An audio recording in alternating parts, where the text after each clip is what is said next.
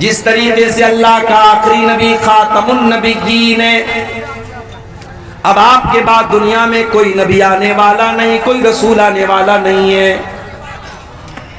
उसी तरीके से कुरान अल्लाह की आखिरी किताब है। अब कुरान के बाद कोई दूसरी किताब दुनिया में आने वाली नहीं है। कुरान ने पिछली तमाम किताबों को मनसूख कर दिया, कैंसिल कर दिया। अब कानून चलेगा तो कुरान का चलेगा। अब अगर माना जाएगा किसी किताब के कानून को, अगर कोई किताब बुक ऑफ लॉ है, अगर कोई किताब कानून की किताब है, तो वो कुरान मजीद है। और इसीलिए अल्लाह ताला ने कुरान को उतारा तो कौन से फरिश्ते के जरिए उतारा?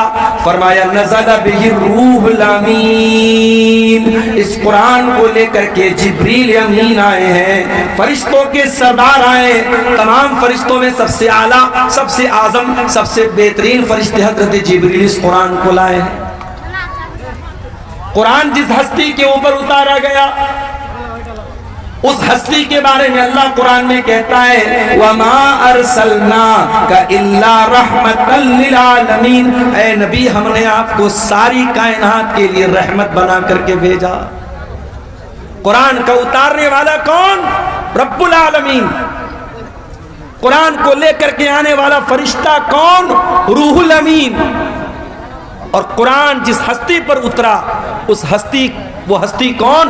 रहमतुल लिल आलमीन। कुरान जिस महीने में नाजिल हुआ, वो महीना भी सारे महीनों में सबसे ज्यादा बरकत वाला। ये मेरी ही तकरीर के दौरान माइक को जो है गड़बड़ होना था, बार बार ये छोड़ रहा है, पकड़ रहा है। कहाँ है भैया माइक वाले? पैसा वैसा नहीं मिलेगा आपको, बेफिक्र रहिए आप। शहर रमजान अल्लज़ी उन्ज़िल फ़ीहिल कुरान। कुरान करीम कौन से महीने में उतरा? रमजान में उतरा। सारे महीनों में सबसे ज्यादा बरकत वाला महीना रमजान का। आज एक साहब मसला पूछने लगे। 15-16 साल पहले, 15-16 साल पहले किसी आदमी ने रमजान के रोजे की हालत में अपनी बीवी के साथ सोहबत कर लिया। गलती का एहसास हुआ। अब वो इंसान कफ्फारा अदा करना चाहता है। मेरे पास मसला आया, मौलवी साहब कफ्फारा क्या है?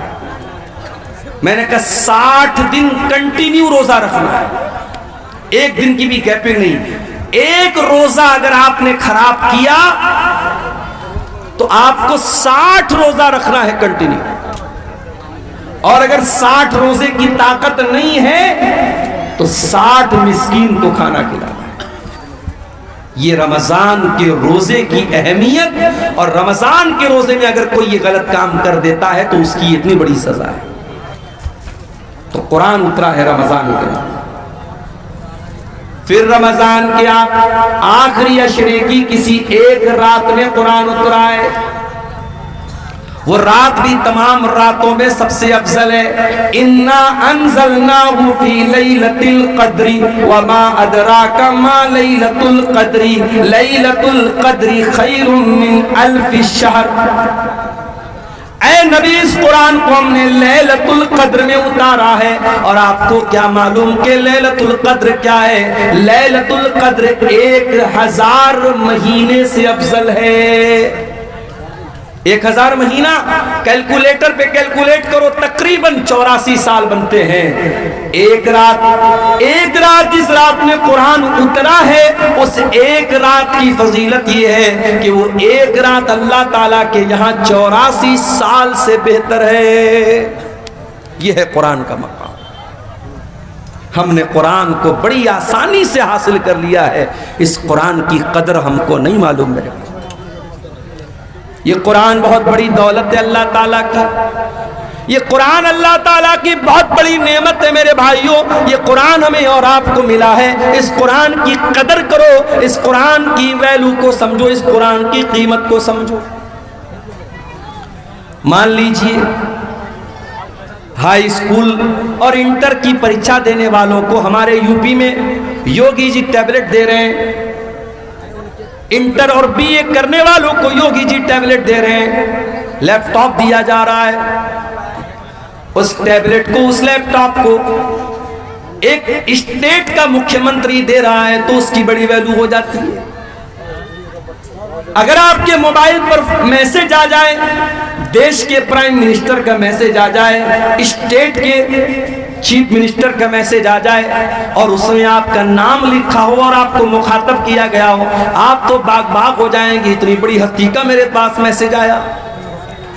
ओ लोगों, ये कुरान भी तो अल्लाह का मैसेज है। ये कुरान अल्लाह ताला का लास्ट मैसेज है, ये अंतिम संदेश है जो अल्लाह ने आपको दिया है। फरमाया शहरु रमज़ान अल्लज़ी उन्ज़िला फ़ीहिल कुरान हुदल लिन्नासि व बय्यिनातिन मिनल हुदा वल फुरक़ान। ओ लोगों, ये कुरान रमज़ान के महीने में उतारा गया है और ये कुरान सारी मानवता के लिए गाइडेंस का काम करता है, मार्गदर्शन का काम करता है। सही क्या है, गलत क्या है, खरा क्या है, खोटा क्या है, सच्चा क्या है, झूठा क्या है, शिर्क क्या है, तौहीद क्या है, ये कुरान आपको बताएगा। व बय्यिनातिन मिनल हुदा वल फुरक़ान, ये हक और बातिल को खोल खोल के बयान करने वाली किताब है। लाओ दुनिया की कोई और किताब, लाओ दुनिया की कोई और किताब। डॉक्टर जाकिर नायक पड़ोसी मुल्क के दौरे पर हैं। एक क्रिश्चियन ने सवाल किया, डॉक्टर साहब आपने बाइबल की फला आयत पढ़ी है, आपने गलत तरीके से कोट किया है। डॉक्टर साहब ने कहा, डॉक्टर जाकिर नायक ने कहा कि अगर मैंने गलत कोट किया है आप प्रूफ लाके दे दो, मैं मान लूंगा।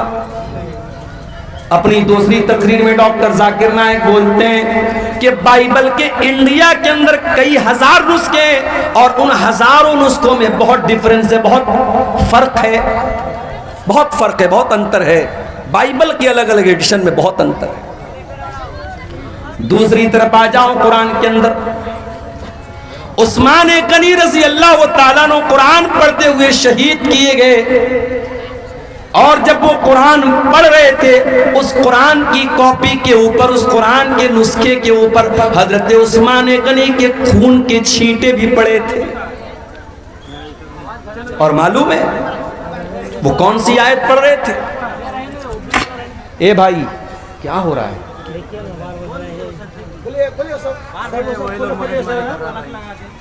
जो भी जिसकी वजह से डिस्टर्ब हो निकाल सको, एकदम कोई मुरब्बत नहीं, निकाल दो उसको।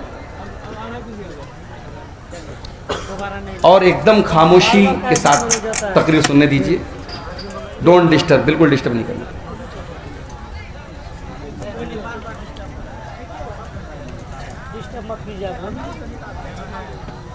तो कुरान करीम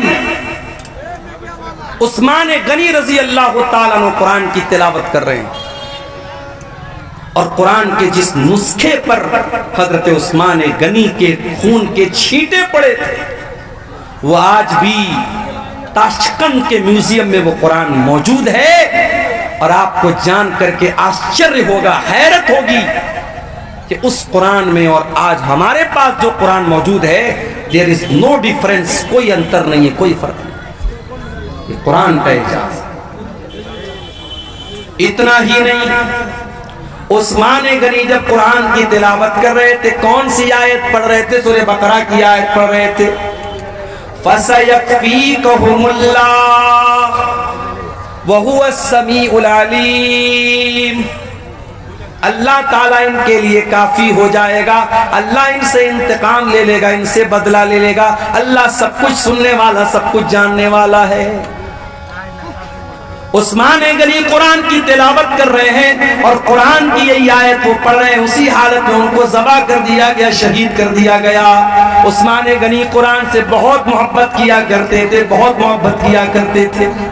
इसीलिए उस्मान गनी रज़ी अल्लाह ताला अन्हु का इंतकाल भी हुआ तो कुरान पढ़ते हुए हुआ। और उस्मान गनी कहा करते थे, लौ तहरत कुलूबुकुम मा शबियत मिन कलामिल्लाह। ओ लोगो, अगर तुम्हारा दिल पाक और साफ होता तो कुरान को सुन करके कभी तुम्हारा दिल न भरता, कभी तुम्हारा दिल आसूदा न होता, कभी तुम्हारे दिल को सेरी हासिल न होती कि मैंने बहुत कुरान पढ़ लिया है। मेरे नौजवान साथियों, जरा अपने अपने गिरेबान में झांक के बताओ, आखिरी बार तुमने कुरान कब पढ़ा है? हर शख्स अपने ऊपर गौर करे, उसने आखिरी बार बैठ करके आधा घंटा कुरान कब पढ़ा था, जरा बता देना मुझे। अब अगर मैं ये पूछूं कि आखिरी बार तुमने व्हाट्सएप कब देखा था, कहोगे 10 मिनट पहले। मैं पूछूं आखिरी बार तुमने फेसबुक पर रील्स कब देखी थी, मौलाना साहब अभी तकरीर सुनने के पहले तो देखी थी। तुमने लास्ट टाइम यूट्यूब के शॉर्ट्स कब देखे थे, अभी तो तकरीर में आने के, जलसे में आने के पहले हमने देखा था। यूट्यूब के लिए टाइम है, फेसबुक के लिए टाइम है, इंस्टाग्राम के लिए टाइम है, सोशल मीडिया के लिए टाइम है। अगर टाइम नहीं है तो कुरान के लिए टाइम नहीं है। हो लोगों, ये दिल मुर्दा हो चुके हैं, ये दिल कठोर हो चुके हैं, ये दिल सख्त हो चुके हैं। हमारे दिलों को कुरान अब अच्छा नहीं लगता, हमारे दिलों को कुरान, हमारे दिलों के ऊपर कुरान का असर नहीं होता है। अरे हमारे दिल की क्या हैसियत है? हमारा दिल तो गोश्त पोस्ट का बना हुआ मुलायम सा दिल होता है। कभी बकरा खस्सी ज़बा करते हैं आप, या बड़ा जानवर आप ज़बा करते हैं, देखा होगा आपने दिल कितना बड़ा होता है, दिल की क्या हैसियत होती है। हमारा दिल तो गोश्त पोस्ट का मामूली बना हुआ दिल है। अल्लाह कुरान में कहता है, कुरान के 28वें पारे में कहता है, सूरह हश्र की आयत नंबर 21 में कहता है, लौ अंज़लना हाज़ल कुरान अला जबलिन लरअयतहु खाशियम मुतसद्दिअम मिन खशियतिल्लाह। ओ लोगो, इस कुरान को हमने किसी पहाड़ के ऊपर भी उतारा होता तो पहाड़ भी अल्लाह के खौफ से रेजा रेजा हो जाता, पहाड़ भी अल्लाह के खौफ से चूर चूर हो जाता, पहाड़ भी कुरान को सहन न कर पाता। ये कुरान इतनी ताकतवर किताब है, इतनी पावरफुल किताब है। वतिलकल अम्सालु नदरिबु लिन्नासि लअल्लहुम यतफक्करून। ओ लोगो, तुम्हारा परवरदिगार मिसालें बयान कर रहा है, तुम गौर क्यों नहीं करते? उमर इब्ने खत्ताब को देखो, इस्लाम के बड़े कट्टर दुश्मन हैं, अभी इस्लाम कबूल नहीं किया, इस्लाम के बड़े कट्टर दुश्मन है उमर बिन खत्ताब। एक दिन खाने काबा के पास से गुजर रहे हैं, अल्लाह के प्यारे नबी कुरान की तिलावत कर रहे हैं। उमर फारूक के कानों में कुरान की आयत पहुंचती है। उमर फारूक के दिल में ख्याल आता है, इतनी अच्छी किताब है, इतना अच्छा कलाम है, ये जरूर किसी शायर की शायरी है, ये जरूर कोई पोएट्री है, कोई कविता है, कोई शायरी है। शायरी पसंद है ना आपको? हमारे मऊ से उसैद नाम का ये बच्चा आया है। क्यों आया है भाई? आपको नाते सुना रहा है, हम्द सुना रहा है, कलाम सुना रहा है, शायरी पसंद है आपको? पिछले साल एक प्रोग्राम में मैं आया था, कहीं पर अदनान प्रतापगढ़ी को मैंने देखा, उनको बुलाया गया, छोटा सा बच्चा है, उसको बुलाया जा रहा है, सुफियान को बुलाया जा रहा है। शायरी पसंद होती है इंसान को, शायरी में एक अट्रैक्शन होता है। उमर फारूक ने कुरान को सुना, कुरान अच्छा लगा, कुरान दिल को भाया, कुरान ने दिल को आकर्षित किया। उमर इब्ने खत्ताब ने कहा कि जरूर ये किसी शायर की शायरी है। अभी उमर इब्ने खत्ताब के दिल में ये ख्याल आया था, अल्लाह के नबी ने कुरान की आयत पढ़ी, वमा हुवा बिक़ौलि शाइर क़लीलम मा तुमिनून।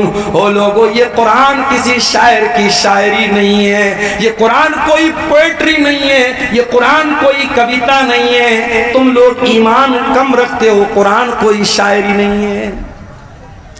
जब ये ख्याल रिजेक्ट हो गया, हजरत उमर सोचने लगे कि अगर ये कुरान शायरी नहीं है तब इतना अच्छा क्यों लग रहा है? इसका मतलब कि कुरान मैजिक है, कुरान जादू है, कुरान किसी काहिन की कुहानत है।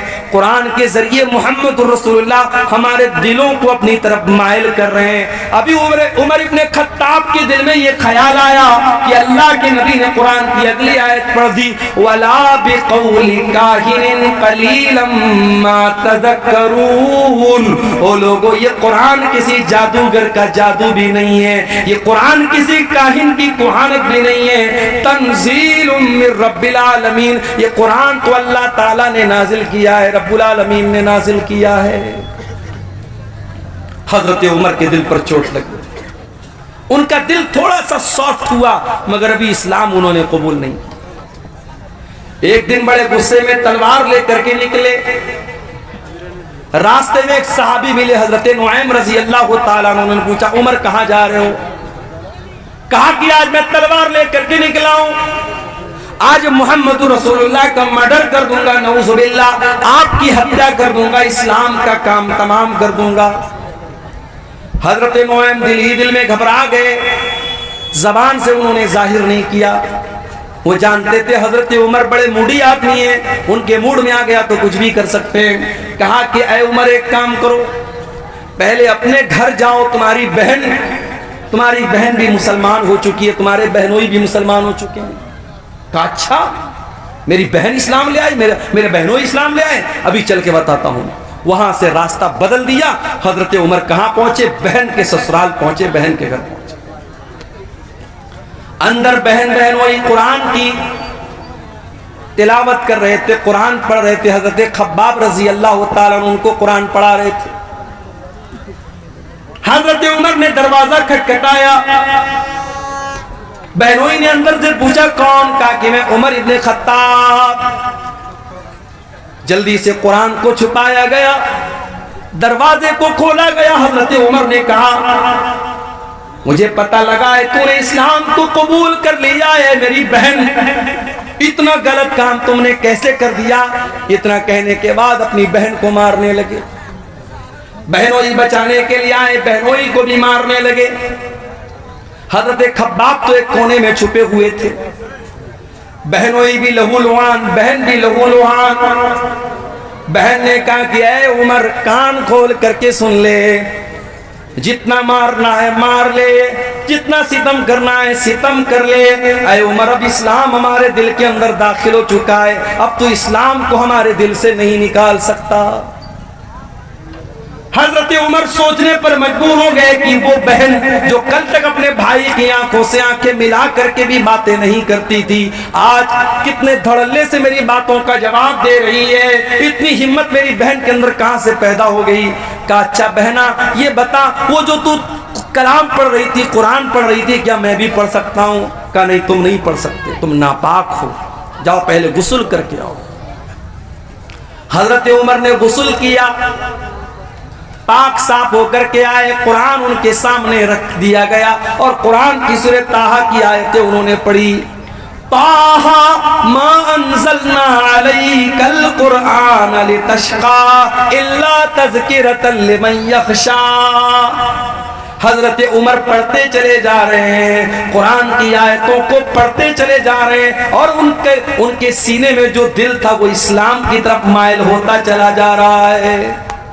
जब तिलावत खत्म कर चुके, कहा कि ऐ मेरी बहना, ये अल्लाह का कलाम है, मैं भी इस पर ईमान लाना चाहता हूँ, मैं भी इस्लाम कबूल करना चाहता हूँ, मैं भी मुसलमान होना चाहता हूँ। हजरत सईद बिन ज़ैद उनके बहनोई थे, उनको लेकर के दारे अरकम में पहुंचे, जहां अल्लाह के नबी अपने सहाबा को लेकर के छुपे रहते थे और इस्लाम की वहीं पर तबलीग करते थे। दारे अरकम में पहुंच करके हजरत उमर ने दरवाजा खटखटाया, अंदर से पूछा गया कौन? कहा कि मैं उमर बिन खत्ताब हूं। अंदर सहाबे किराम डर गए कि अरे उमर आए, पता नहीं क्या इरादा लेके आए। हजरत हमजा भी इस्लाम ला चुके थे, उन्होंने कहा कोई बात नहीं, आने दो, अच्छे मकसद के तहत आया है तो अच्छी बात है, बुरे मकसद के तहत आया है तो उसी की तलवार से उसको खत्म कर दूंगा, आने दो। दरवाजा खोला गया, हजरत उमर फारूक रजी अल्लाह ताला अन्हु अंदर आते हैं और अल्लाह के नबी के पास आकर के कहते हैं अशहदु अल्ला इलाहा इल्लल्लाह व अशहदु अन्नका रसूलुल्लाह। ऐ अल्लाह के नबी, मैं कोई दुश्मनी करने नहीं आया, मैं कोई मर्डर करने नहीं आया, मैं कोई हत्या करने नहीं आया, मैं अल्लाह की तौहीद का ऐलान करता हूँ और मैं आपके रसूल होने का ऐलान करता हूँ। अल्लाह के नबी ने अल्लाह का शुक्र अदा किया, क्योंकि आपने अल्लाह से दुआ की थी कि ऐ अल्लाह, तो दो लोगों में से किसी एक को इस्लाम की तौफीक दे दे, चाहे उमर बिन हिशाम को जिसको अबू जहल कहते हैं उसको तो इस्लाम की तौफीक दे दे, चाहे तो उमर बिन खत्ताब को दे दे।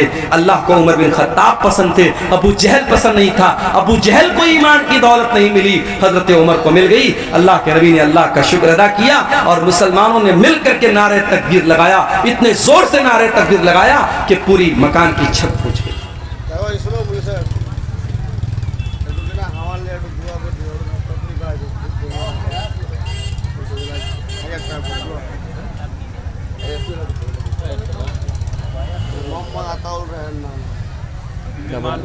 बीमार में तकलीफ है, 1000 रुपया दान किए हैं। अच्छा, दुआ कर दीजिए। क्या नाम है? अताउर रहमान। कोई मोहम्मद अताउर रहमान भाई हैं, बहुत बीमार हैं, तकलीफ में, उन्होंने मदरसे को 1000 का ताउन पेश किया है। अल्लाह उनका ये चंदा कबूल करे, उनकी बीमारी से उनको शिफा अता फरमाए। तो कुरान करीम मेरे भाइयों हजरत उमर फारूक के दिल को बदलने में कामयाब हो गया। वही कुरान हमारे पास मौजूद है। ये कुरान हमारे ऊपर क्यों असर नहीं डाल रहा? नमाजों में कुरान पढ़ा जा रहा है, तरावी में कुरान पढ़ा जा रहा है, तकरीरों में कुरान पढ़ा जा रहा है, जुमा के खुतबों में कुरान पढ़ा जा रहा है, मगर दिल के ऊपर कोई असर नहीं हो रहा है। आओ मैं जवाब देता हूं। कुरान का पहला पारा खोलो, अल्लाह फरमाता है सुम्मा कसत कुलूबुकुम मिन बादि ज़ालिका फहिया कल हिजारति औ अशद्दु कसवा। ऐ यहूदियों, तुमने इतने गुनाह किए, इतने अल्लाह को नाराज करने वाले काम किए कि तुम्हारे दिल कठोर हो गए, तुम्हारे दिल सख्त हो गए, इतने सख्त हो गए फहिया कल हिजारति औ अशद्दु कसवा, तुम्हारे दिल पत्थरों के जैसे कठोर हो गए, पत्थरों से ज्यादा सख्त हो गए तुम्हारे दिल कठोर हो गए हमारे। इस दिल पर कुरान का कोई असर नहीं हो रहा है मेरे भाई। इस कुरान को सुन करके डाकू लोग ईमान ले आते थे। फुज़ैल इब्ने अयाज़ नाम का एक डाकू, जिसका काम लोगों के मकान की छतों पे जाकर के छापा मारना और डाका डालना है। फुज़ैल इब्ने अयाज़ डाका डालने के लिए एक मकान की छत पे कूदता है। रात का सन्नाटा है, रात का टाइम है। फुज़ैल इब्ने अयाज़ डाका डालने गया है, चोरी करने गया है, माल हड़पने गया है। वो रात के सन्नाटे में कोई अल्लाह का बंदा कुरान की तिलावत कर रहा था और कुरान की आयत फुज़ैल इब्ने अयाज़ के कानों में पड़ जाती है। अलम यानि लिल्लज़ीना आमनू अन तख्शा कुलूबुहुम लिज़िक्रिल्लाह। क्या ईमान वालों के लिए अभी वो समय नहीं आया, वो टाइम नहीं आया, वो वक्त नहीं आया जब ईमान वालों के दिल अल्लाह का कलाम सुन करके पिघल जाए? जब ये आयत सुनी फुज़ैल इब्ने अयाज़ ने, फौरन उसके दिल पर असर हुआ। डाकू है, चोर है, डाका डाल के अपना खर्चा चलाता है। कुरान की आयत सुनी, डायरेक्ट दिल पर असर हुआ। उसने कहा नहीं है अल्लाह, टाइम आ चुका है, टाइम आ चुका है अल्लाह, मैं तौबा करता हूं तेरी बारगाह में, आज के बाद चोरी नहीं करूंगा, आज के बाद डाका नहीं डालूंगा। और चश्मे फलक ने वो मंजर भी देखा। फुज़ैल इब्ने अयाज़ ने इतनी सच्ची तौबा की, कल तक जो डाका डाला करता था, जो चोरी किया करता था, जो दूसरों की बहू बेटियों को गलत नजर से देखा करता था, आज अल्लाह का इतना नेक बंदा हो गया कि दिन रात 24 घंटे वो खाने काबा के पास रहने लगा, अल्लाह के घर में रहने लगा। इतना बड़ा आबिद, इतना बड़ा जाहिद बन गया, इतना बड़ा इबादत गुजार बन गया। कुरान तो वही है मेरे भाई। दिल बदल गए हमारे, नीयतें बदल गई हमारी। कुरान के अंदर जो असर 1400 साल पहले था वो असर आज भी है। शर्त ये है कि हम अपने दिल को थोड़ा सॉफ्ट करें और कुरान को पढ़ने की कोशिश करें। सहाबे किराम ने इस कुरान को हासिल करने के लिए बड़ी कुर्बानी दी थी। एक सहाबी है जिनका नाम उमर बिन सलमा है। बुखारी की रिवायत आपको पढ़ के सुना रहा हूं।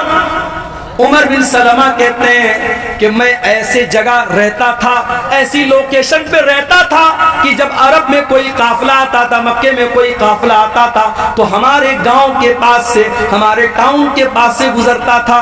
रास्ते में मिड रास्ते में हमारा गांव पड़ता था, कस्बा पड़ता था। हजरत उमर बिन सलमा कहते हैं हमें मालूम हुआ कि मक्के में एक रसूल आए। हमने उस रसूल के बारे में लोगों से डिटेल पूछी, लोगों ने डिटेल बताई। मैंने पूछा वो नबी क्या पढ़ के सुनाते हैं, तो लोगों ने कुरान की आयतें पढ़ पढ़ के सुनाई। उमर बिन सलमा की उम्र मात्र 6 साल है, 6 या 7 साल, 6 या 7 साल का बच्चा है। उसने उस काफिले के लोगों से कुरान की आयतों को सुन सुन करके याद कर लिया। अच्छा, ये भी अल्लाह की बड़ी अजीब कुदरत है। दुनिया की कोई और किताब 5-6 साल का बच्चा याद नहीं कर पाता है। आपके बिहार के शेरशाबादी इलाके का रहने वाला बच्चा है, उसकी लैंग्वेज बंगला है, उसकी जबान हिंदी उर्दू है, वो तो जानता भी नहीं अरबी जबान। वो मदरसे में आता है, मौलवी साहब उसे नूरानी कायदा पढ़ाते हैं, नाजरा कुरान पढ़ाते हैं, हिफ्ज कराते हैं। कुछ बच्चे 6 महीने में, कुछ 1 साल में, कुछ 1.5 साल में, कुछ 2 साल में कुरान याद कर ले। हमारे एक दोस्त का बच्चा है मुंबई में, उसने 6 साल की उम्र में कुरान हिफ्ज कर लिया। ये कुरान की बरकत है मेरे भाई। अल्लाह ने कुरान को आसान बनाया है याद करने के लिए। 6 साल का बच्चा भी कुरान को याद कर ले। इसीलिए अल्लाह कुरान में कहता है वलक़द यस्सरनल कुरान लिज़िक्रि फ़हल मिन मुद्दकिर। हमने इस कुरान को आसान बनाया है याद करने के लिए, है कोई कुरान को याद करने वाला? मैं तहदी से नेमत के तौर पे कह रहा हूं, अपनी बड़ाई के तौर पे नहीं कह रहा हूं। इसको तकब्बुर के तौर पे या बड़ाई के तौर पे मत लीजिएगा, तहदी से नेमत के तौर पे कह रहा हूं। लॉकडाउन लगा था, रमजान का महीना आया, मेरी वालदा अल्लाह मग़फ़िरत फरमाए, उनकी जिंदगी का आखिरी रमजान था। मस्जिदें बंद थी, ताला लगा था मस्जिद में। रमजान के अंदर तरावी की नमाज घर में पढ़ने का मामला आया। मेरे घर में कोई हाफिज नहीं था, मुझे सूरह बकरा याद थी। मैंने अपने माँ बाप से कहा कोई बात नहीं, मैं कोशिश करता हूँ, थोड़ा थोड़ा याद करके पढ़ूंगा, तरावी घर में मैं पढ़ाऊंगा। आम दिनों में मैं सोच भी नहीं सकता था कि मैं तरावी पढ़ाऊंगा, मेरे पीछे मेरी माँ पढ़ेगी, मेरे बाप पढ़ेंगे, मेरे भाई लोग पढ़ेंगे, क्योंकि मैं हाफिज तो नहीं हूं। लेकिन ये लॉकडाउन का को आप कह सकते हैं कि ये करिश्मा था उसका। अल्लाह ताला को यह भी लिखना था मेरे मुकद्दर में कि मेरी वालदा का आखिरी रमजान है, उनकी जिंदगी का लास्ट रमजान है। उसी के बाद उनका इंतकाल हुआ था और तरावी की नमाज वो मेरे पीछे पढ़ रही। पहले दिन मैंने आधा पारा पढ़ाया, दूसरे दिन फिर आधा पारा पढ़ाया, तीसरे दिन फिर आधा पारा, चौथे दिन फिर आधा पारा, 5वें दिन सूरह बकरा खत्म हो गई। सूरह बकरा के बाद सूरह आले इमरान आती है। मैं बैठ करके आधा पारा मैंने और याद किया, रात में तरावी में पढ़ दिया मैंने। अगले दिन फिर आधा पारा याद करके मैंने तरावी में पढ़ाया। इस तरीके से तकरीबन 10:30-11 पारे रमजान की बरकत से मैंने याद कर लिए। लॉकडाउन के पीरियड में मेरे प्यारे भाइयों, आधा पारा रोज बैठ करके याद करता था, रात में तरावी पढ़ा देता था। ये कोई बड़ाई के तौर पे नहीं कह रहा हूं, ये कुरान का कमाल है, ये कुरान का एजाज है। अल्लाह कहता है वलक़द यस्सरनल कुरान लिज़िक्रि फ़हल मिन मुद्दकिर। ओ लोगों, हमने कुरान को आसान बनाया है याद करने के लिए, क्या है कोई कुरान को याद करने वाला? हजरत उमर बिन सलमा कहते हैं मैं 6 साल का बच्चा था और कुरान को पढ़ पढ़ कर सुन सुन करके मैंने याद किया। उसके बाद जब मक्का फतह हो गया, और मेरे कबीले के लोग अल्लाह के रसूल के पास पहुंचे और इस्लाम कबूल कर लिया। तो अल्लाह के नबी ने कहा कि जाओ तुम अपने गांव में जाकर के मस्जिद बनाओ और नमाज कायम करो, और जो तुम में कुरान सबसे ज्यादा पढ़ने वाला है और कुरान सबसे ज्यादा याद जिसको है वही तुमको नमाज पढ़ाएगा। जब मेरे गांव के लोग आए तो सबसे ज्यादा कुरान मुझको याद था, और इसीलिए इमाम बुखारी रहमतुल्लाह अलैह इस हदीस को सही बुखारी में जब लाए हैं तो चैप्टर क्या कायम किया है, बाबु इमामति सवी, कि अगर बच्चा भी कुरान का हाफिज है, कुरान अच्छा पढ़ रहा है और बच्चा समझदार है, सही तरीके से नमाज पढ़ रहा है, तो बच्चे को भी इमाम बना सकते हैं। बच्चे को इमाम बनाने में कोई हरज की बात नहीं। हजरत उमर बिन सलमा कहते कि मेरे गांव के लोगों ने देखा कि सबसे ज्यादा कुरान तो इसको याद है, कहा चल भाई तू नमाज पढ़ाए। अब ये कहते हैं कि मैं बहुत गरीब फैमिली से ताल्लुक रखता था, एक ही चादर थी मेरे पास, एक ही चादर थी, वही लुंगी भी थी और वही मेरा कुर्ता भी थी, एक ही चादर मैं पहना करता था, एक ही चादर पहन करके मैं नमाज पढ़ाता था। मेरे पीछे मर्दों की सब लगती थी और मर्दों के पीछे औरतों की सब लगती थी। जब मैं सजदे में जाता था तो कभी कभी पीछे से मेरी शर्मगाह दिखने लगती थी, पीछे से मेरा पाखाने का रास्ता दिखने लगता था। औरतों ने आकर के शिकायत की कि अरे कम से कम अपने इमाम का को कपड़ा तो ढंग का दे दो, उनकी शर्मगाह पीछे से नजर आ जाती है। तब लोगों ने मुझे खरीद करके एक दूसरी चादर दी और मुझे जिंदगी में कभी उतनी खुशी नहीं हुई जितनी उस एक चादर के पाने के बाद हुई। ये थे सहाबे किराम जिन्होंने कुरान को हासिल करने के लिए इतनी मेहनत की। और मैं आपको यह भी बता दूं, कोई पूछ सकता है भाई कुरान की जरूरत क्या है, हमारे पास इतनी नॉलेज है, इतनी अकल है, हमें कुरान की क्या जरूरत है।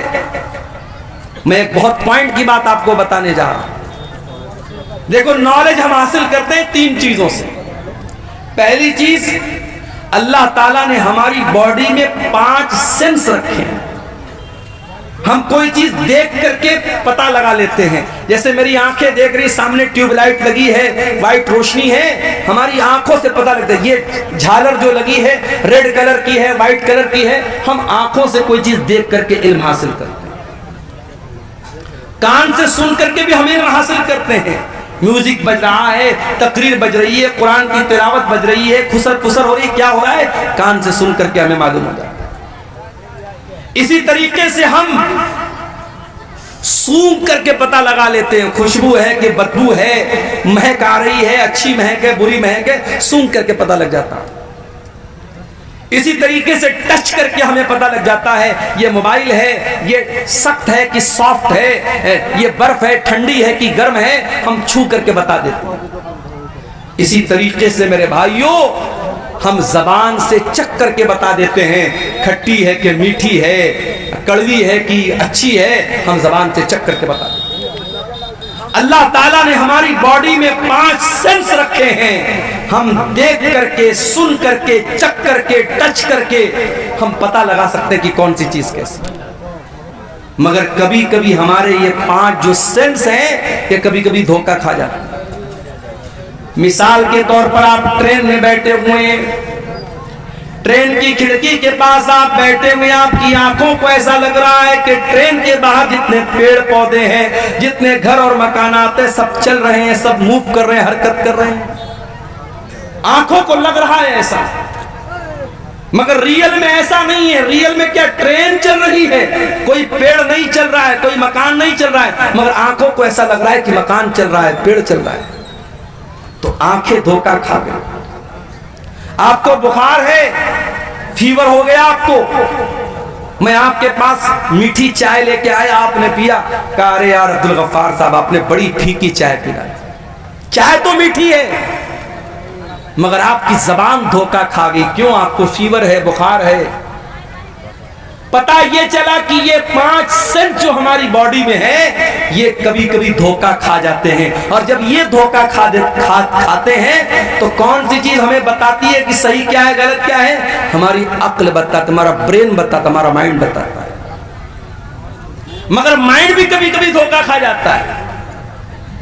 मिसाल के तौर पर आप शादी करते हैं, आपकी मां आपके लिए रिश्ता देखने जाती है, अक्ल कहती है कि अरे रिश्ता देखने के लिए बाहर जाने की क्या जरूरत है, इसकी बहन मौजूद है ना, इसकी बहन इसी घर में रहती है, इस घर के सारे तौर तरीके जानती है, बहन से शादी क्यों नहीं करा देते। अक्ल कहती है जब शादी ही करना है तो बाहर क्यों रिश्ता देख रहे हो, घर के अंदर क्यों नहीं कर लेते। मगर यहां अक्ल की नहीं चलेगी, यहां चलेगी अल्लाह की वही क्या कहती है, अल्लाह की शरीयत क्या कहती है, अल्लाह का कुरान क्या कहता है। और अल्लाह का कुरान कहता है कि बहन और बेटी से शादी नहीं कर सकते। तो पता यह चला कि जहां 5 सेंस काम करना बंद कर दे वहां अकल काम करती है, और जहां अकल काम करना बंद कर दे वहां अल्लाह की वही काम करती है, अल्लाह की शरीयत काम करती है। और अल्लाह की शरीयत 2 चीजों का नाम है, एक का नाम कुरान है और एक का नाम सुन्नत है। इन्हीं दोनों चीजों का नाम शरीयत है, इन्हीं दोनों चीजों का नाम इस्लाम है। इसीलिए अल्लाह के नबी फरमाते हैं इन्नी क़द तरक्तु फ़ीकुम शैअन, मैं 2 चीजें तुम्हारे बीच में छोड़ के जा रहा हूं। लन तदिल्लु बादहुमा, इन 2 चीजों को जब तक तुम थामे रहोगे कभी गुमराह नहीं हो सकते। किताब अल्लाह व सुन्नती, एक अल्लाह की किताब और एक मेरी सुन्नत है। कुरान और हदीस, इन्हीं दोनों चीजों पर जब तक पकड़े रहोगे, थामे रहोगे, कभी गुमराह नहीं हो सकते। तो कुरान मेरे प्यारे साथियों अल्लाह की आखिरी किताब, और ये वाहिद किताब है जिसकी हिफाजत की गारंटी अल्लाह ताला ने खुद ली है। तौरात की हिफाजत की गारंटी उनके उलमा को दी गई, ज़बूर की हिफाजत की गारंटी उनके उलमा को दी गई, इंजील की हिफाजत की गारंटी उनके उलमा को दी गई। मगर जब कुरान अल्लाह ने नाजिल किया तो ऐलान कर दिया इन्ना नहनु नज़्ज़लना ज़िक्रा व इन्ना लहू लहाफ़िज़ून। ओ लोगों, इस कुरान को हमने उतारा है और इस कुरान की हिफाजत करने वाले भी हम हैं। कुरान की हिफाजत अल्लाह करता है। दुनिया के अंदर जितने कुरान के नुस्खे हैं, सारे नुस्खे अगर जला भी दिए जाएं, खत्म भी कर दिए जाएं, नष्ट भी कर दिए जाएं, 5 साल का बच्चा आएगा और कहेगा आओ मुझसे सुन लो, अल्हम्दुलिल्लाह रब्बिल आलमीन से लेकर के मिनल जिन्नति वन नास तक पूरा कुरान पढ़ के सुना देगा। ये अल्लाह ने कुरान की हिफाजत का सिस्टम रखा है, अल्लाह ने कुरान की सुरक्षा का सिस्टम रखा है। और ये भी याद रखो मेरे भाइयों, कुरान शिफा भी है। हमने ये समझा कुरान हमारे बुखार और जुकाम की दवा है। बच्चे को नजर लग गई, कुरान पढ़ के दम कर दिया, कोई बीमार हो गया, कुरान पढ़ के दम कर दिया। हमने कुरान को जिस्म की बीमारियों के लिए शिफा बना के रखा है। यकीनन कुरान फिजिकल बीमारियों के लिए भी शिफा है, मगर उससे बढ़ करके कुरान रूह की बीमारी के लिए शिफा है। कुरान स्पिरिचुअल बीमारी के लिए शिफा है। रूह के अंदर जो बुराइयां हैं, रूह के अंदर जो बीमारियां हैं, जैसे आपके रूह के अंदर एक बीमारी होती है जिसको लालच की बीमारी कहते हैं, एक बीमारी होती है इसको हसद की बीमारी कहते हैं, एक बीमारी होती है माल की मोहब्बत, एक बीमारी होती है दुनिया की मोहब्बत। कुरान इन तमाम बीमारियों से आपके दिल को शिफा देता है। अल्लाह कुरान में कहता है या अय्युहन्नास क़द जाअतकुम मौइज़तुम मिर रब्बिकुम व शिफ़ाउन लिमा फ़िस सुदूर। ओ लोगों, ये कुरान तो बहुत बड़ी नसीहत है और कुरान तुम्हारे दिल की बीमारियों के लिए शिफा है। बरकत वाली किताब है ये कुरान। दुनिया की कोई और किताब पढ़ोगे आपको सवाब नहीं मिलेगा, कुरान पढ़ोगे सवाब मिलेगा। कितना सवाब मिलेगा? अल्लाह के नबी फरमाते हैं मन करा हरफम मिन किताबिल्लाह, जो कुरान का एक हरफ पढ़ेगा फलहु हसनतुन, तो उसको एक नेकी मिलेगी। वल हसनतु बिअशरि अमसालिहा, और एक नेकी का सवाब अल्लाह ताला के यहाँ 10 नेकी के बराबर है। तो एक हरफ पढ़ने पर आपको 10 नेकी मिलेगी। अल्लाह के नबी फरमाते हैं जब तुम अलिफ लाम मीम पढ़ोगे तो तुमको एक नहीं 30 नेकी मिलेगी, क्योंकि अलिफ अलग एक हर्फ है, लाम अलग एक हर्फ है, मीम अलग एक हर्फ है।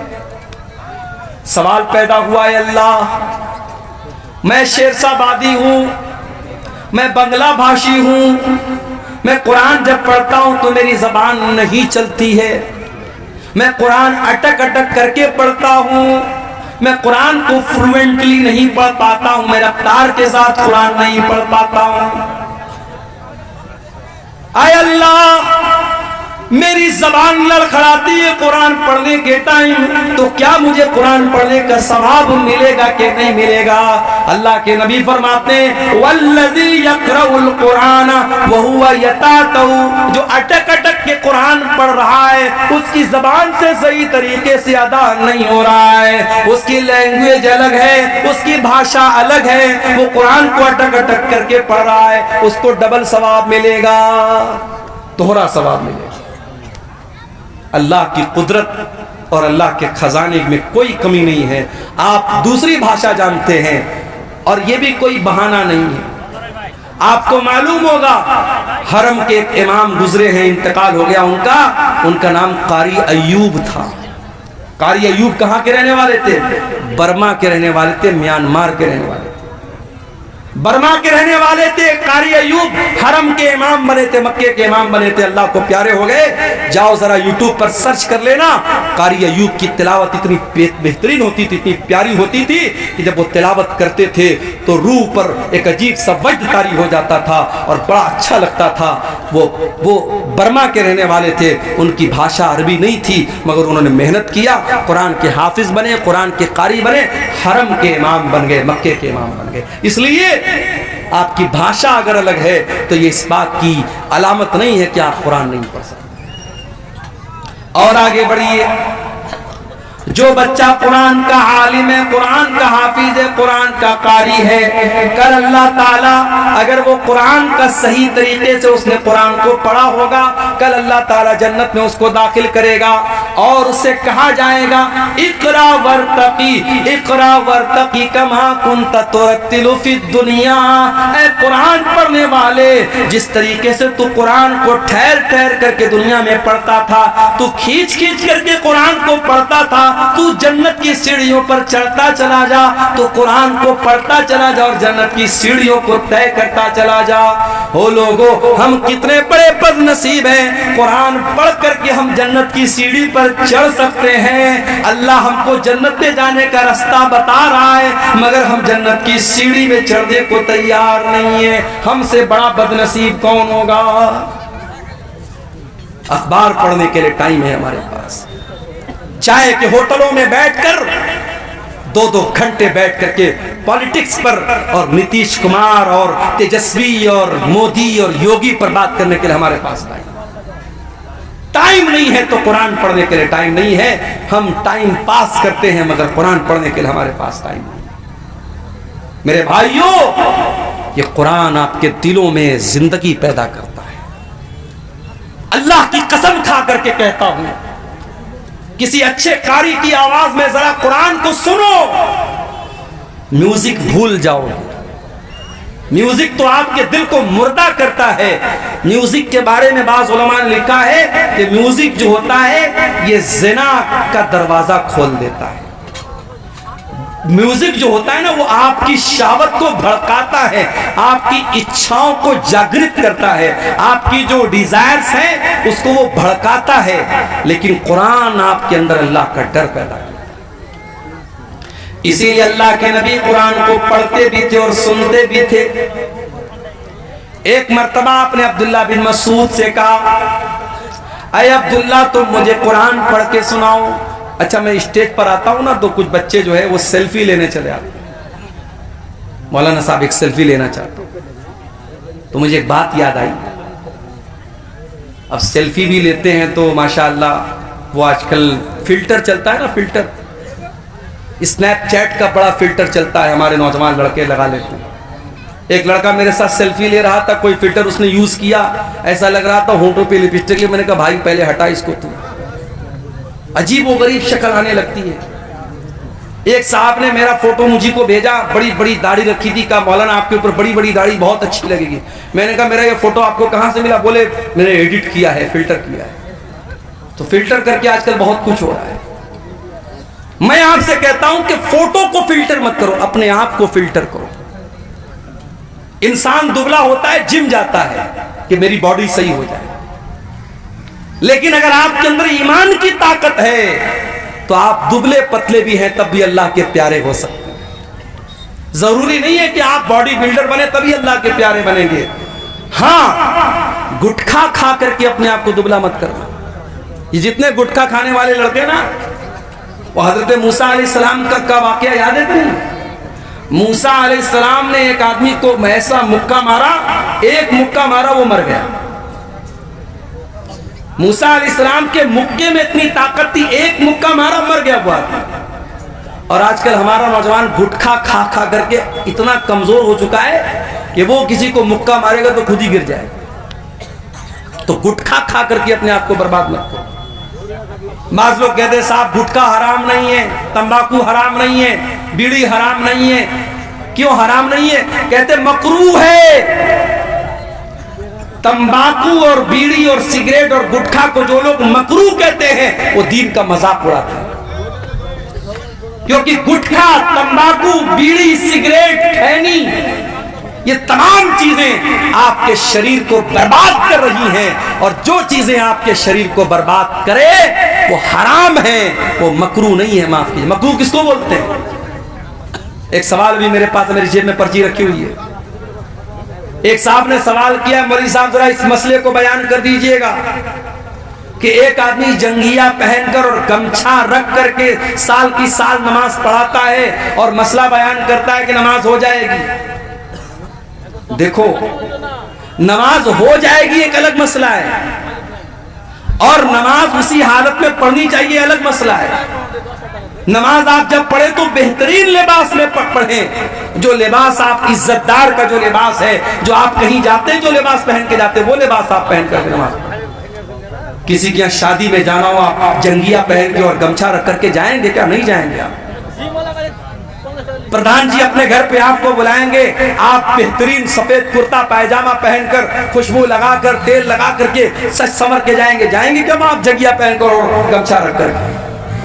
नमाज पढ़ने जा रहे हो, अल्लाह की इबादत करने जा रहे हो और गमछा रख करके और जंगिया पहन करके नमाज पढ़ रहे हो, ये मुनासिब नहीं है मेरे भाई।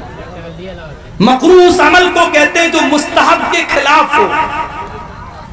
मिसाल के तौर पर मस्जिद में आप जाते हैं, मुस्तहब ये है कि पहले दाहिना पैर अंदर डालें और फिर बायां पैर अंदर डालें, और मकरूह ये है कि आप पहले बायां डालें और बाद में दायां डालें। ये मकरूह है। जो चीज हराम है, सिगरेट, बीड़ी, तंबाकू, ये सब चीजें हराम है, ये मकरूह नहीं है। माफ कीजिएगा।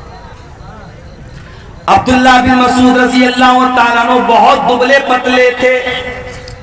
एक बार वो पेड़ पे चढ़ करके मिसवाक तोड़ रहे थे। इतने दुबले पतले थे कि उनकी पतली पतली टांगे हवा में लहरा रही थी और सहाबे किराम देख करके हंस रहे थे कि देखो अब्दुल्ला की टांगे कितनी पतली पतली हैं। अल्लाह के नबी ने पूछा क्यों हंस रहे हो? कहा अल्लाह के नबी जरा देखिए अब्दुल्ला की टांगे कितनी पतली पतली। आपने फरमाया कि तुम अब्दुल्ला की टांगों को पतला समझ करके मजाक उड़ा रहे हो। लहुमा अस्क़लानि अलल मीज़ान मिन उहुद, अल्लाह की कसम अब्दुल्ला की ये पतली पतली टांग कयामत के दिन तराजू के ऊपर उहुद पहाड़ से ज्यादा वजनदार होंगी। अल्लाह के आपका कैरेक्टर तौला जाएगा, आपका ईमान तौला जाएगा, आपका अमल तौला जाएगा। अगर आप फिजिकली कमजोर भी हैं मेरे भाइयों, अल्लाह के इसकी वैल्यू नहीं। अब्दुल्ला बिन मसूद बहुत दुबले पतले थे मगर आवाज बहुत अच्छी थी। कुरान पढ़ते थे, इतना बेहतरीन कुरान पढ़ते थे। अल्लाह के नबी फरमाते हैं जिसको कुरान बिल्कुल ताजा ताजा सुनना हो, बिल्कुल फ्रेश फ्रेश सुनना हो, वो अब्दुल्ला बिन मसूद से कुरान सुने। अल्लाह के नबी फरमाते हैं अब्दुल्ला इकरा अलैयल कुरान, मुझे कुरान पढ़ करके सुनाओ। बुखारी की रिवायत है। हजरत अब्दुल्ला कहते हैं अल्लाह के नबी मैं आपको कुरान कैसे पढ़ के सुनाऊं? ये कुरान तो आप ही के ऊपर उतरा है, आप ही के ऊपर नाज़िल हुआ है, मैं आपको कुरान कैसे पढ़ के सुनाऊं? आपने फरमाया अब्दुल्ला मैं आज दूसरे के मुंह से कुरान सुनना चाहता हूं। हजरत अब्दुल्ला कहते हैं मैं कुरान पढ़ने लगा कुरान पढ़ते पढ़ते सूरह निसा की तिलावत करने लगा, सूरह निसा पढ़ने लगा। अल्लाह के नबी गौर से सुन रहे हैं, मैं कुरान पढ़ता चला जा रहा हूँ। कुरान पढ़ते पढ़ते जब मैं सूरह निसा की इस आयत पर पहुंचा, फकैफ इज़ा जिना मिन कुल्लि उम्मतिन बिशहीद व जिना बिका अला हाउलाई शहीदा। ऐ नबी, उस वक्त को याद कीजिए जब हम तमाम लोगों पर आपको गवाह बना के लाएंगे। हर उम्मत में उसके नबी को गवाह बनाएंगे और आपकी उम्मत के ऊपर आपको गवाह बनाएंगे। जब इस आयत पर मैं पहुंचा हूं, हजरत अब्दुल्ला कहते हैं अल्लाह के नबी ने फरमाया, ऐ अब्दुल्ला बस करो, रोक दो, तिलावत रोक दो। कहते मैंने नजरें डाल करके देखा, फैज़ा ऐनाहु तज़रिफान, अल्लाह के नबी की दोनों आंखों से आंसू बह रहे हैं। अल्लाह के नबी रो रहे हैं, अल्लाह के नबी की दोनों आंखों से आंसू बह रहे हैं। आपके कंधे पर कयामत के दिन जो जिम्मेदारी डाली जाएगी, उस जिम्मेदारी का एहसास करके अल्लाह के नबी रो रहे हैं। नबी को अपनी जिम्मेदारी का एहसास है, हमें और आपको अपनी जिम्मेदारी का कोई एहसास नहीं। जवान बेटी रात को 2-2 बजे तक ऑनलाइन है, चैटिंग कर रही है। माँ को कोई फर्क नहीं पड़ रहा है, बाप को कोई फर्क नहीं पड़ रहा है। न माँ को अपनी जिम्मेदारी याद है, न बाप को अपनी जिम्मेदारी याद है। जवान लड़की बेपर्दा घर से बन करके, सवर करके, मेकअप करके अपने जिस्म की नुमाइश करके निकलती है, और माँ 70 साल की माँ बेचारी चादर ओढ़ करके, नकाब ओढ़ के निकलती है, और 20 साल की छोकरी खुलेआम घूम रही है। मेरी प्यारी माँ और बहनों, अगर अल्लाह ने आपको बेटी की माँ बनाया है, अगर आपको बेटी का बाप बनाया है, अगर आप बेटी वाले हैं, अगर आप साहिब औलाद हैं, तो यह औलाद बहुत बड़ी जिम्मेदारी है। इस जिम्मेदारी का एहसास अपने अंदर पैदा कीजिए। अल्लाह के नबी को अपनी जिम्मेदारी का एहसास हुआ, आपकी आंखों से आंसू बहने लगे, आप रोने लगे। आपने कहा अब्दुल्ला बस कर, अब मेरे अंदर ताकत नहीं और सुनना। सहाबे कराम तो कुरान सुनते थे, रोने लगते थे, कुरान पढ़ते थे तो रोने लगते थे। हजरत आयशा को देखो, हजरत आयशा चाश्त की नमाज पढ़ रही हैं। ये चाश्त की नमाज कौन सी नमाज होती है जानते हैं? कोई जानता है? इस सामने की पब्लिक में कोई जानता हो, जरा हाथ उठा के बताए चाश्त की नमाज किसको बोलते हैं? कब पढ़ते हैं चाश्त की नमाज? बोलो भाई, नहीं जानते। सूरज तुलू होने के बाद, यानी मगरिब के टाइम है। कब पढ़ते भाई? अच्छा, चलिए माशाअल्लाह, कुछ लोग तो जानते हैं। मैं कभी कभी सोचता हूँ, इतने जलसे हो रहे हैं सीमांचल में। अब्दुल गफ्फार साहब तो बेचारे टाइम कम देते हैं, जो दूसरे मुकर्रिरीन हैं, बहुत सारे मुकर्रिरीन 1-1 महीना कंटिन्यू आप यहाँ प्रोग्राम करते हैं। लेकिन मैं देखता हूँ कि जो बुराई का लेवल है, जो लाइल्मी का लेवल है, वो बराबर बढ़ ही रहा है। बेनमाजी बराबर बेनमाजी हो रहे हैं, नशा करने वाले बराबर नशा कर रहे हैं, बेपर्दगी करने वाली औरतें बेपर्दगी कर रही हैं। अब तो हालात ये है कि मस्जिद की जमीनों पर नाजायज कब्जा हो रहा है, कब्रिस्तान की जमीनों पर नाजायज कब्जा हो रहा है। हम हुकूमतों को क्या बोलेंगे, हम प्रशासन को क्या बोलेंगे? आज अपनी वक्फ की हुई जमीन को भी मुसलमान खुद हड़पने के लिए तैयार है। मेरे भाइयों, जलसे कराते हो तो कम से कम अपने दीनी लेवल में, अपने नॉलेज लेवल में भी इजाफा कीजिए। हजरत आयशा चाश्त की नमाज पढ़ रही थी। चाश्त की नमाज कब पढ़ी जाती है? मसला याद रखिए, चाश्त की नमाज पढ़ने का 2 टाइम है।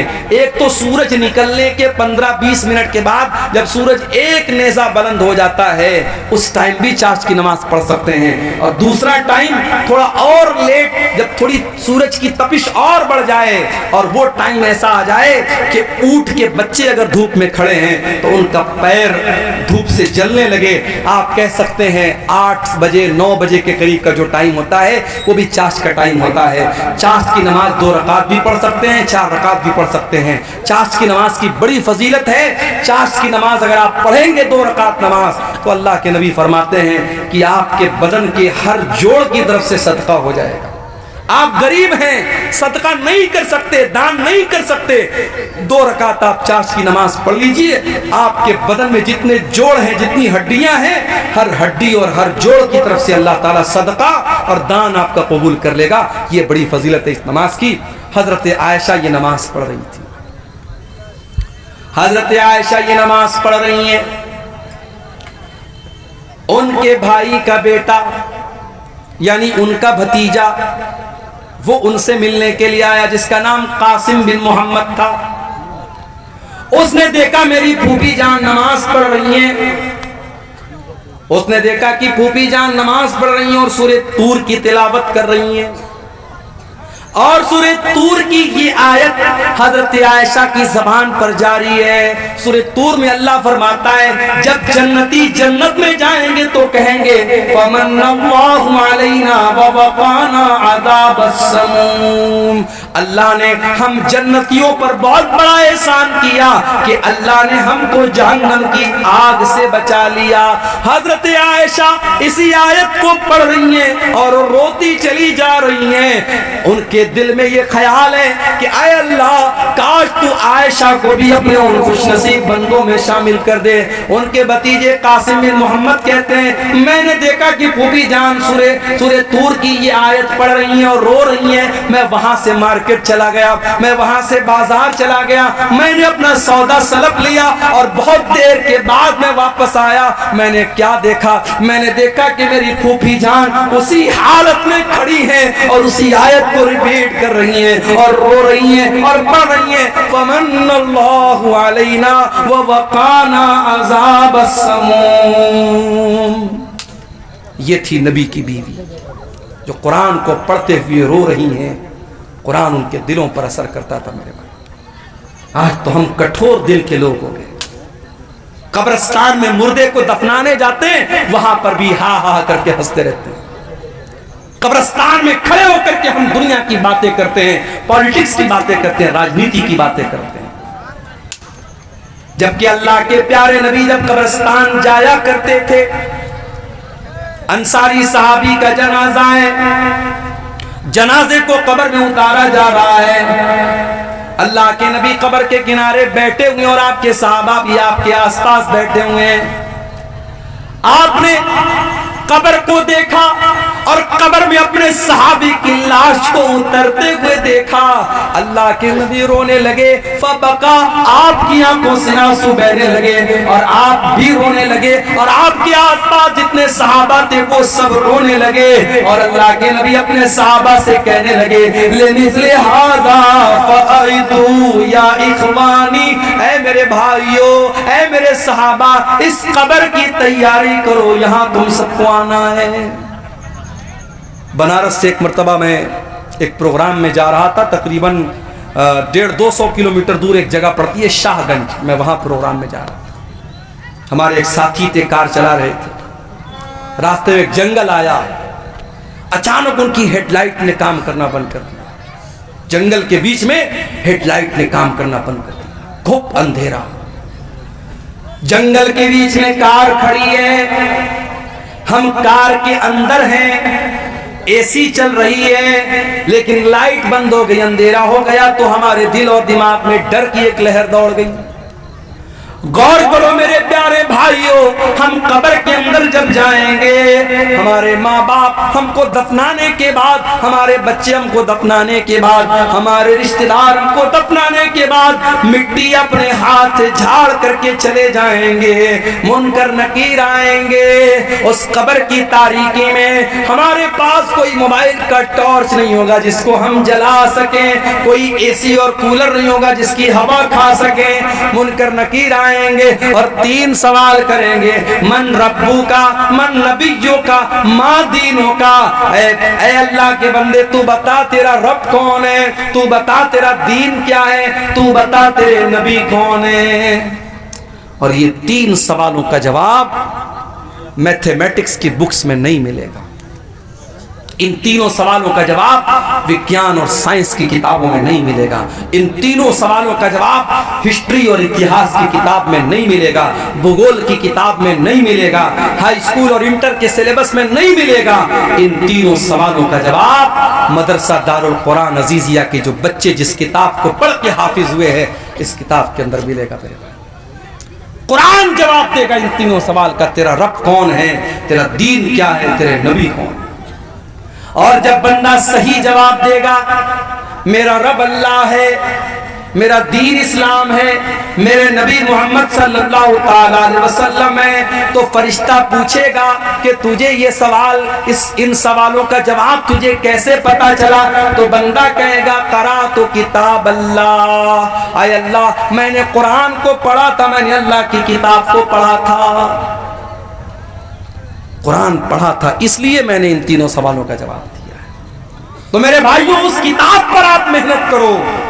उस किताब के पढ़ने वाले यहां बच्चे पढ़ रहे हैं। मदरसों को हकीर मत जानो मेरे भाइयों, मदरसों में पढ़ाने वाले इन मौलवियों को हकीर मत जानो। कमेटी के लोगों ने मुझको पर्ची दी है कि मौलवी साहब जरा चंदे के लिए बोल दीजिए, चंदा बहुत कम हुआ है। ये अफसोस की बात है, तकलीफ की बात है। इसी आपके शेरशाबादी समाज में फजूल कामों के लिए लाखों रुपए खर्च हो जाते हैं। मुशायरा हो जाए, अभी लाखों रुपए खर्च हो जाएंगे। कोई फजूल चीज हो जाए, कोई खेल हो जाए, कोई नाच गाना हो जाए, लाखों रुपया आप खर्च करने के लिए तैयार हो जाएंगे। ये साल भर के मदरसे का बजट आपके इस चंदे से चलता है। और आज अगर जलसे वालों को उर्दू भाषी मुकर्रिर से ये कहना पड़े कि चंदा कम हुआ है, आप ताउन की अपील कीजिए, तो ये हमारे और आपके लिए चुल्लू भर पानी में डूब मरने का मकाम है। मेरा मैं तो यही कह सकता हूं, अनुरोध कर सकता हूं, निवेदन कर सकता हूं, गुजारिश कर सकता हूं कि भाई ये मदरसे के बच्चे हैं, कुरान पढ़ने पढ़ाने वाले बच्चे हैं, जो हो सके दिल खोल के ताउन करो। अपनी माँ बहनों से कहूंगा कि जाना तो इस इदारे का भरपूर ताउन करके जाना कि इसी मकसद के लिए जलसा हुआ है। और आपको एक बात बताऊं, मैं मेरे नबी की एक सुन्नत आपको बता रहा हूं।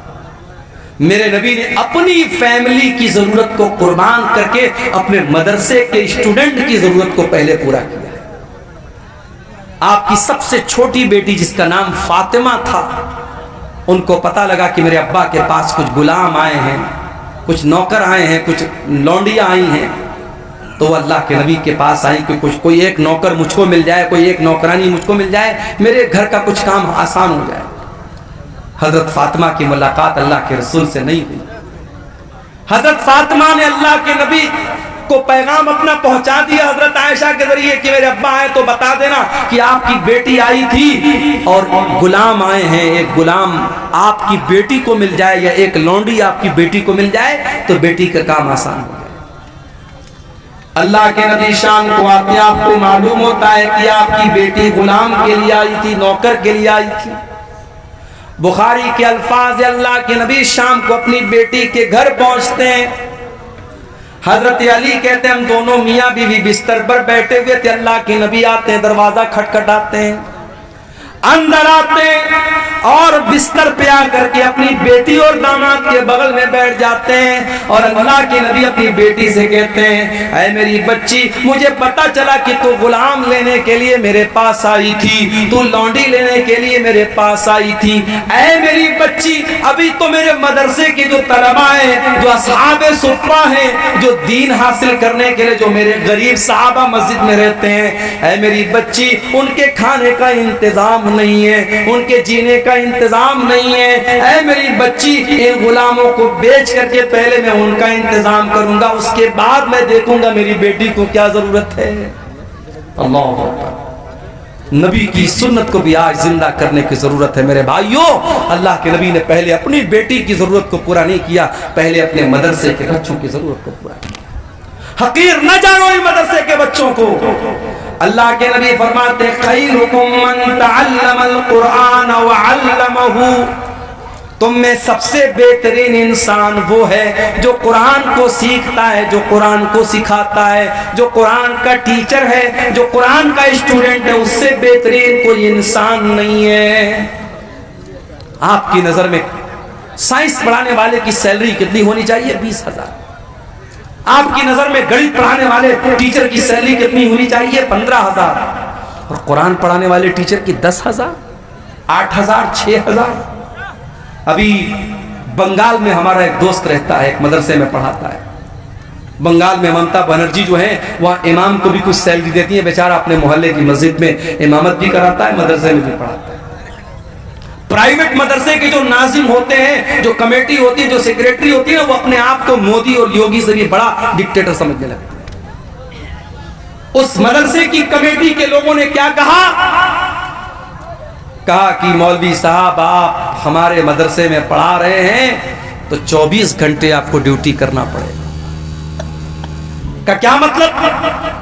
कहा 2 बजे तक आपको बच्चों को पढ़ाना है, फिर शाम को हॉस्टल की निगरानी भी आपको करना है, रात भी यहीं गुजारना है। हम आपको 12,000 सैलरी देते हैं, आपसे सारा काम लेंगे। हमारे दोस्त ने कहा कि भाई मुझे बख्श दो, मैं इमाम भी हूं अपने मोहल्ले की मस्जिद का, मैं डेली आता जाता हूं, मेरा ख्याल करो, मैं रमजान में इतनी मेहनत से चंदा लाता हूं, मेरा ख्याल करो। कहा नहीं, कोई ख्याल नहीं रखा है। डिक्टेटरशिप चल रही है मदरसों की मैनेजमेंट के अंदर, और इन प्राइवेट पढ़ाने वाले गरीब असातिज़ा और मुअल्लिमीन पर बड़ा जुल्म भी होता है। मेरे भाई, अल्लाह के वास्ते ऐसा न करो, किसी की मजबूरी का फायदा न उठाओ, किसी को हद से ज्यादा दुख न दो। ये कुरान पढ़ने पढ़ाने वाले, इनका मकाम बहुत ऊंचा है, इनकी कदर करो, इनकी इज्जत करो, इनको अच्छी तनख्वाहें दो। और मैंने एक बात और कही थी, आपके इसी सीमांचल के इलाके में प्रोग्राम हुआ था, मैंने कहा था कि आज मस्जिदों के इमाम की रहने की जगह नहीं है। हमारे इसहाक भाई आए हैं खेड़िया हाट में, इनका मस्जिद के इमाम हैं, इनके कमरे में मैं जाता हूँ, छोटा सा कमरा है, शादी हो चुकी है, फैमिली को लेकर नहीं रह सकते। कितनी मस्जिदें हैं जहाँ इमाम को रहने के लिए जो कमरा मिलता है वो कमरा इतना छोटा होता है कि इमाम साहब बेचारे पूरा पैर फैला दे तो कमरा पूरा फुल हो जाए। इमाम साहब के बीवी बच्चे कहाँ रहेंगे? नहीं साहब, इमाम साहब बेचारे अल्लाह के नेक बंदे हैं, उनके बीवी बच्चे आराम से अपने घर में रहेंगे। आप पसंद करेंगे कि आप जिंदा हैं और आपके बच्चे यतीम हो जाएं, आप जिंदा हैं और आपकी बीवी बेवा हो जाएं? और मुझे कहने दीजिए कि आज बहुत सारे मदरसों से जो कांड होते हैं, जो वाकयात होते हैं बदफेली के और हराम कामों के, उसकी बहुत बड़ी वजह यह है कि आज बहुत सारे मदरसों के टीचरों को फैमिली से दूर रखा जाता है। मेरा बस चले तो हर मदरसे में यह कानून लगा दूं कि जितने भी टीचर रहेंगे फैमिली के साथ रहेंगे, बीवी बच्चों के साथ रहेंगे, उनके बीवी बच्चों के साथ उनका इंतजाम किया जाए, वरना इन मदरसों को बंद कर दिया जाए। 6-6 महीना इंसान शादीशुदा है, बीवी बच्चे वाला है, बीवी से दूर रहेगा, शैतान तरह तरह के ख्यालात डाल सकता है, शैतान गलत रास्ते पर डाल सकता है। मेरे प्यारे साथियों, ये सहाबा का दौर नहीं है, ये सहाबा का जमाना नहीं है, ये ताबईन का जमाना नहीं है। अपनी मस्जिदों के इमाम को अगर गंदगी से बचाना चाहते हो, अपने मदरसे के टीचरों को गलत काम से बचाना चाहते हो, तो उनको फैमिली क्वार्टर का भी इंतजाम करो। आज अगर आपकी कमाई अपने लिए है, अगर आप अपने घर के लिए, अपने बच्चों के लिए बेहतरीन घर बनाते हो, तो मदरसे में पढ़ने वाले, पढ़ाने वाले इन टीचरों के लिए भी आपको फैमिली क्वार्टर का इंतजाम करना चाहिए। आज अफसोस होता है मुझे मेरे भाई, इतने बड़े बड़े जलसे होते हैं सीमांचल में, इतने बड़े बड़े टेंट लगाए जाते हैं, दूर दूर तक लाउड स्पीकर की आवाज जा रही है, लाइटिंग की गई है, कई कई लाख रुपए एक जलसे पर खर्च होते हैं, और इलाका इतना कमजोर होता है कि रास्ते में चल के आओ तो रास्ता पूरा खराब है, कहीं चलने के लायक नहीं है। उसके बावजूद इतने खर्चे करके मदरसे का जलसा होता है, लेकिन जब आखिर में हिसाब होता है, मौलवी साहब चंदा बहुत कम हुआ है, ये रोना आम तौर से रोया जाता है। ऐसा क्यों हो रहा है मेरे भाइयों? इस पर हमें और आपको गौर करने की जरूरत है। अगर इन जलसों के चंदे से मदरसे नहीं चल पा रहे हैं तो फिर कोई दूसरा सिस्टम निकालो, आप जलसा मत कराओ। आप साल में पूरे सीमांचल में अगर 100 जलसे होते हैं, 100 न हो 10 जलसे हो, 10 जलसे हों, और 10 जलसे जो हों तबलीगी जलसे हों, दीन फैलाने के लिए हो, कोई मेला ठेला न लगे, कोई लड़कियों का बाजार में उनकी भीड़ न लगे, कोई बेपर्दगी न हो, कायदे से शरीयत और कायदे और कानून के हिसाब से प्रोग्राम हो, और मदरसे का चंदा आप प्राइवेट तौर पर, इंडिविजुअल तौर पर आप दें, तो इंशाअल्लाह बहुत हालात की इस्लाह हो सकती है। मगर मसला वही है, हमसे जब कोई पूछता है सीमांचल का क्या हाल है, जबान पर वही लाइन आती है, वही है चाल बेढंगी बेढंगी जो पहले थी वो अब भी है, वही है चाल बेढंगी जो पहले थी वो अब भी है। दुनिया कहां से कहां पहुंच गई, सीमांचल का इलाका आज वहीं का वहीं है। जिहालत वैसी ही है, गुर्बत वैसी ही है, दीन से दूरी वैसी ही है, बेपर्दगी दिन ब दिन बढ़ रही है, नौजवानों में शराब और नशे का रुझान बढ़ रहा है। मेरे प्यारे साथियों, आओ कुरान पर मैंने पूरी तकरीर कुरान पर की है। एक बड़ी खास बात और आखिरी बात बयान करके बात खत्म करूंगा कि कुरान पर अमल भी हमें और आपको करना है। सिर्फ कुरान को पढ़ना कमाल नहीं है, कुरान को सुनना कमाल नहीं है, कुरान पर अमल भी हमें और आपको करना है। हजरत उमर फारूक के पास एक आदमी आया, उसने हजरत उमर से कहा, ऐ उमर तुम हमारे साथ नाइंसाफी करते हो, ऐ उमर तुम हमारे साथ ना इंसाफी करते हो, हमें पैसा नहीं देते हो, हमें तोहफा नहीं देते हो। हजरत उमर बड़े गुस्से वाले आदमी थे। हजरत उमर को गुस्सा आ गया, उनका हाथ उनकी तलवार की तरफ जाने लगा। उनके दरबार में एक आदमी था, उसने कहा कि ऐ उमर इब्ने खत्ताब, क्या आपने अल्लाह का कलाम नहीं पढ़ा है? क्या आपने रब का कुरान नहीं पढ़ा है? अल्लाह कुरान में कहता है, खुज़िल अफ़्वा व अमुर बिल उर्फ़ी व अअरिज़ अनिल जाहिलीन। अल्लाह कुरान में कह रहा है कि ऐ मेरे बंदो, माफ कर दिया करो और नेकी का हुक्म दिया करो और जाहिलों से मुंह न लगा करो, जाहिलों को नजरअंदाज किया करो। ऐ उमर, ये इंसान जाहिल है, इसके मुंह न लगिए, इसको नजरअंदाज कर दीजिए। जब कुरान की आयत पढ़ी गई, हजरत उमर सरेंडर हो गए, हजरत उमर फौरन ठंडे पड़ गए। और हदीस के अल्फाज हैं, बुखारी की रिवायत है, वकान वकाफन इंद किताबिल्लाह। हजरत उमर की आदत थी, अगर कुरान पढ़ा जाता था और कुरान का कोई हुक्म पेश किया जाता था, हजरत उमर फौरन सरेंडर हो जाते थे और मान लेते थे। मेरे अजीजों, कुरान की रोशनी में अपनी इस्लाह करो। कुरान कहता है नमाज कायम करो, मस्जिदें आज वीरान हैं। कुरान कहता है जिना के करीब मत जाओ, और आज जिना के अड्डे मुसलमानों से आबाद हैं। कुरान कहता है वला युब्दीना ज़ीनतहुन्ना, औरतें बेपर्दगी न करें, और आज हमारी और आपकी औरतें बेपर्दगी कर रही हैं। कुरान कहता है नशे के करीब मत जाओ, और आज हमारा नौजवान नशा कर रहा है। कुरान कहता है नमाज अपने टाइम पर पढ़ो, हमारा नौजवान आज नमाज से दूर है।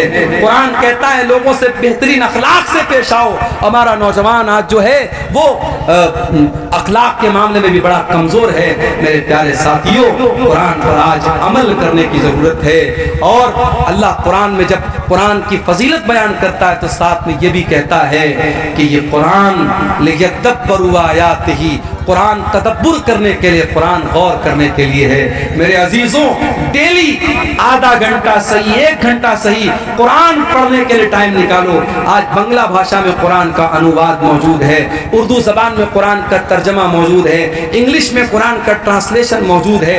जो जबान आपको आती है, जो भाषा आपको आती है, उस भाषा में कुरान को लेकर के बैठ जाओ। आधा घंटा, मैं ज्यादा नहीं बोलता, आधा घंटा डेली आप कुरान को देना शुरू कर दो। मैं नहीं कहता कि मोबाइल को आप जो टाइम देते हो वो आप कुरान को दे दो, वो दे दोगे तो जिंदगी संवर जाएगी, लेकिन कम से कम मिनिमम आप आधा घंटा कुरान को टाइम दो। मेरे भाइयों, आप गौर करेंगे जिंदगी में बरकतों को, आप गौर करेंगे, महसूस करेंगे जिंदगी में बरकतों को। आज अफसोस की बात यह है कि हमारे पास कुरान पढ़ने के लिए टाइम नहीं है। दुनिया जहान की किताबों को हम पढ़ते हैं लेकिन कुरान को नहीं पढ़ते हैं। मेरे भाइयों, बिजनेस आप करते हैं, कारोबार आप करते हैं, कारोबार में प्रॉफिट भी होता है, लॉस भी होता है, फायदा भी होता है, नुकसान भी होता है, मगर कुरान की तिलावत एक ऐसी तिजारत है, एक ऐसा बिजनेस है जिसमें कभी घाटा होने वाला नहीं है।